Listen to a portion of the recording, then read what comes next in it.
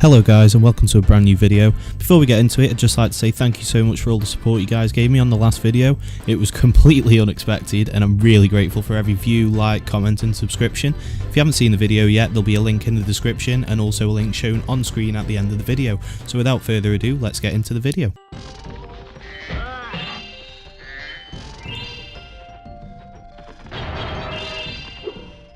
Another concern for me is the possible lack of the original camera controls. Now, some people may have thought that the original camera controls were a bit clunky.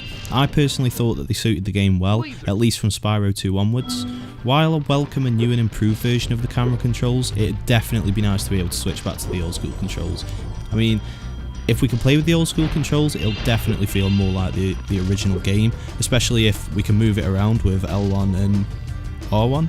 I don't know what they are on Xbox, is it? The left bumper and right bumper, that's the one.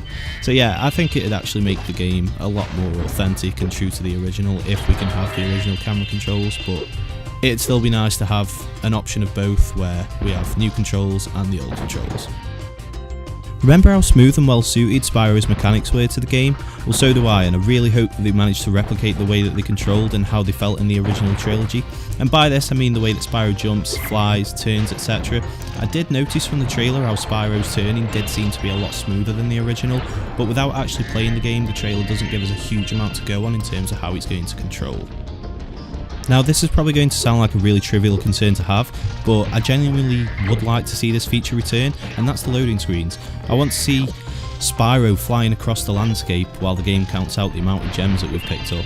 Like I said, it's probably going to sound really trivial to most people, but I do genuinely think it'd be a nice little touch to make the game feel more authentic, and plus the backdrops are actually really nice to look at in the old Spyro game, so I hope that transforms well into the Reignited Trilogy as well. Now, if there's anything that we can definitely gather from the trailer, it's definitely the fact that there's a whole lot more going on with the scenery within the levels, and while this is a completely necessary change to make the game look next gen, I think it'd definitely be very easy to go overboard with the changes. And while it necessarily doesn't concern the scenery, one huge thing that the community's pointed out is the turban on the first dragon that you encounter in Spyro 1. This obviously wasn't present in the original game, but personally I don't really mind the changes to each individual dragon because it'll help them feel a lot more unique when you come across them. So when I first played the first Spyro game, every time I came across another dragon it just felt like the last one.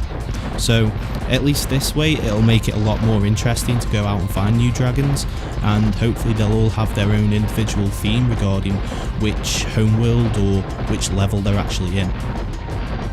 Now, this concern isn't really a worry for me personally because I plan to get the game on PlayStation 4, but it's more of a worry for the rest of the Spyro fans that don't own a PS4 or an Xbox One. As I'm sure a lot of you know, there hasn't been any confirmation of the game coming to other platforms such as the Switch or PC.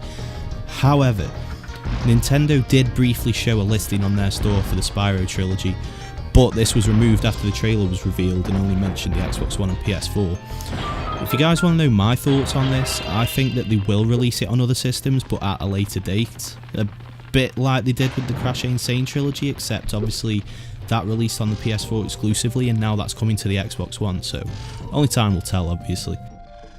So that's going to be all for this video guys. I just want to thank you all for watching. If you enjoyed the video, please leave a like and subscribe to see more content like this on my channel. Also, don't forget that you guys can find me on Twitter and Facebook, and I also stream on Twitch. You can find the links in the description. Thanks for watching and I'll see you in the next one.